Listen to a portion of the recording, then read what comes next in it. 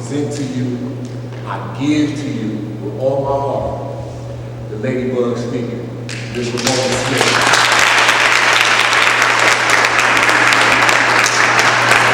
Ramona Smith.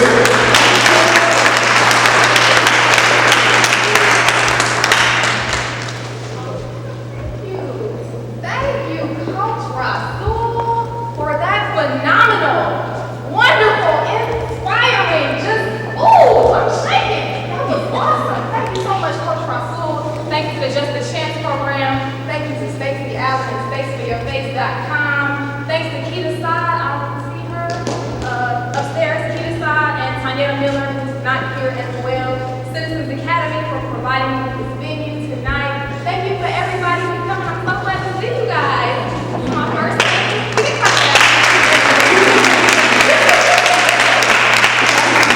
I'm so glad to see you guys. I'm so glad everybody came out tonight. If you got a stone, everybody got a stone? Stand to your feet. Stand up. Got a stone? If you do not have a stone, raise your hand. Someone will bring you a stone. Everybody has one? Y'all stand up.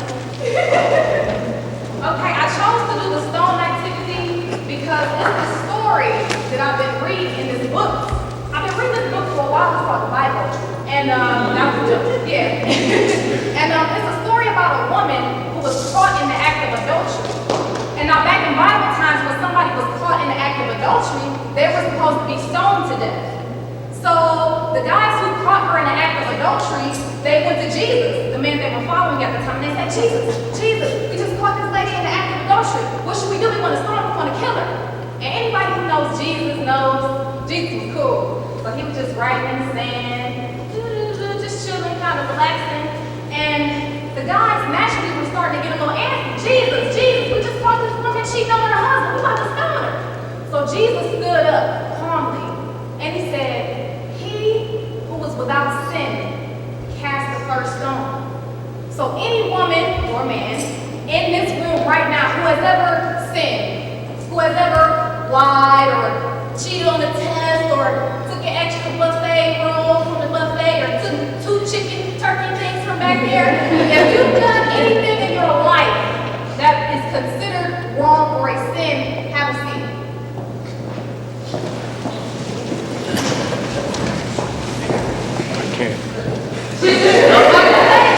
Get out. I like that, and I appreciate you guys' honesty. This seminar is for women who know that they're not perfect. They know that when they wake up in the morning, I make mistakes. I'm not perfect, but every day I strive to be the best woman that I can be. This seminar is called Ego, E-G-O, versus Ego, like the verb, killing the ego so we can soar like the eagle. So many people don't even know what ego is. What ego is, defined by Merriam-Webster, is described as the self as distinguished from others. The self as distinguished from others. Distinguished from others. Distinguished, marked by eminence or excellence. Our ego wants us to believe that we're separate from other people because of what we have, what we do, or what our reputation is. Now, many of you know that I just came back from Los Angeles in August. But while I was in Los Angeles chasing my dream, I had to work. So I found this job at a place called Vines, which is very similar to Giant Eagle. Now at Vines, my position, my job title was a courtesy clerk. Anybody know what a courtesy clerk is? A courtesy clerk is a glorified janitor. I was a glorified janitor. I was taking out trash. I was pushing carts. If there is a spill in aisle 13, they calling me to clean it up. And so at that point, my ego couldn't take it. I'm in LA. I'm supposed to be Beverly Hills, chilling with the stars, doing my LA thing, doing the Beverly Hills thing. I'm like, I can't do this anymore. But that was my ego. So I decided to go into my manager's office. Her name was Madonna. Never forget her. I decided to go into her office. I went into her office, took off my little shirt, thought I was doing something. I am a professional speaker. I am a poet. I am a model and a soon-to-be published author. Basically telling her I was too good to be working there. And she looked at me and she paused. And she said, do you know what ego is?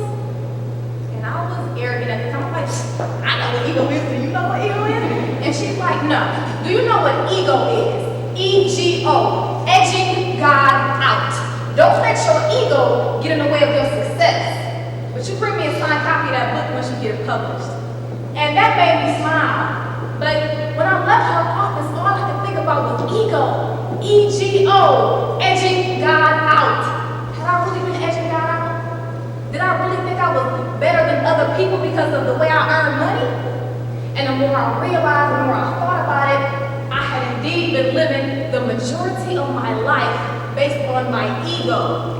Our ego wants us to believe that we are separate from other people because of what we have, what we do, or what our reputation is. Another example, say there's a lady named Janet. I don't think there are any Janets in here, right? No Janets? Nobody named Janet here? Okay, good. Say there's a lady named Janet. She got a flyer, she's coming in, she got a flyer to the program and she's coming. Well, Janet just so happened to drive a 2012 Mercedes-Benz. Janet has a 5-bedroom mansion in Brighton. Janet makes about $700,000 a year. So according to society, Janet is doing something. Janet is high and mighty. So Janet walks in, hey, I'm not sitting over there. No, I'm not sitting over there either. Ladybug, I'm here. It's me, Janet. Hey, I'm here. You got the memo house on the list. Where's the VIP section? Ain't no VIP section here? I don't want to sit down with the other people. Okay, Janet, that's fine. But if Janet still has a stone, Janet needs to sit down right there or right there, anywhere. And I'm not saying don't be proud of your material possessions because we all have things that we accomplished and accolades and things like that we work very hard to earn. But it's when we let those outside things define who we are, when we become attached to those outside things and we kind of forget about the inside qualities like character and personality. Some traits and characteristics of ego are jealousy, envy, hate, anger, greed, violence, failure, humiliation, pride, and rage. Those things come as a result of the ego. Our ego wants us to feel like we're the biggest, the baddest, or the best. And when we're put in a position where we feel threatened, we will go to great lengths to prove that we are indeed the biggest, the baddest, or the best. Whether it's fighting, whether it's emptying our bank account to buy a more expensive car than one of our neighbors, whether it's wearing the biggest hat to church, or whether it's wearing the tightest, shortest dress to the club. Whenever we let our ego take over, the end result is usually never good for us. Has anybody ever heard of a man named Wayne Dyer? Anyone? Well, I listened to the teachings of a man named Wayne Dyer, and he posed this question. I don't see anybody with a pen and a pad. This is a seminar, you probably should take notes. If you have something to write on, you need to write this down. I'll wait. While somebody gets a piece of paper. When you come to a seminar, you need to RSVP for one, and two, bring a pen and a pad. If you have a cell phone, text it to yourself. Email it to yourself. Okay, y'all taking up my time. The man Wayne Dyer, he posed this question. He said, if you are what you have, who are you if you don't have it? If you are what you have, who are you if you don't have it? I'm gonna let that simmer, let that marinate while I move on. There's also a brother by the name of Bashir Jones, young man, great guy, community activist. He's also a professional speaker, Morehouse alumni, great guy. He has a poem, and I forget the name of it, but he says something like, if you ain't giving, you ain't living, plain and simple, from my soul to my mental, my pen, my pencil, my body is a loan, it's a rental, and soon it's going back to the earth. And all that matters is what you've done between your death and your birth. What type of decisions, you gonna soar with the eagles or chill with the pigeons? And I like that because not only is it a great comparison of birds, but also attitudes. And we all know that attitude reflects altitude. The eagle is a symbol of courage. The eagle is a symbol of strength, wisdom, patience, patience, and power. It's true that the eagle flies closest to the Creator and has the power of seeing the hidden. The eagle combines wisdom and courage in order to survive. When we begin to soar like eagles, new doors begin to open and we start to see ourselves in a new light. We start to live from within and open our inner eye. Some traits and effects of soaring like the eagle are inner peace, infinite patience, radical humility, joy, restoration, forgiveness, honesty, transparency, and flow. Don't you flow? Y'all can loosen up a little bit. Y'all a little tight. When I say soar, you say eagle. Soar. Eagle. Soar. Eagle. When I say soar, you say eagle. Soar. Eagle. Soar. Eagle.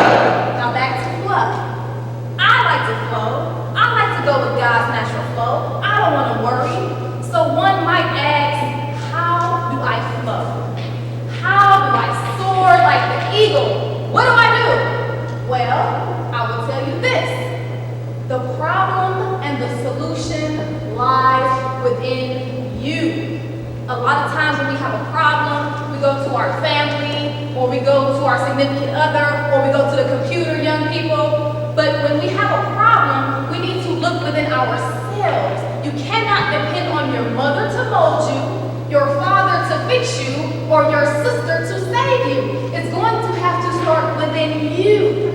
Soaring like the eagle is forgiving yourself. That's the first step to soaring like the eagle. You must release any anger, hate, resentment, and unforgiveness that you have against yourself. And that's so hard to do, but it's so challenging to me. Because who do you spend the most time with?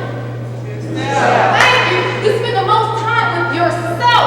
Yet hundreds of thousands of millions of women all across the world, not just Cleveland, not just America, all over the world have extremely low self-esteem. And I have to say this, the past is in the past. You cannot change it, you cannot go back, and let's reflect on the stone activity. If I was alone in my mistakes, I would have been stoned to death during the first 5 minutes of this speech. So you cannot change the past, but you can change your present. You can change your right now, and you can plan for a better, brighter future. When the eagle swoops down to catch her unsuspecting prey and somehow misses her target, I don't believe she flies back up to her nest and starts to beat herself up. You dumb bird.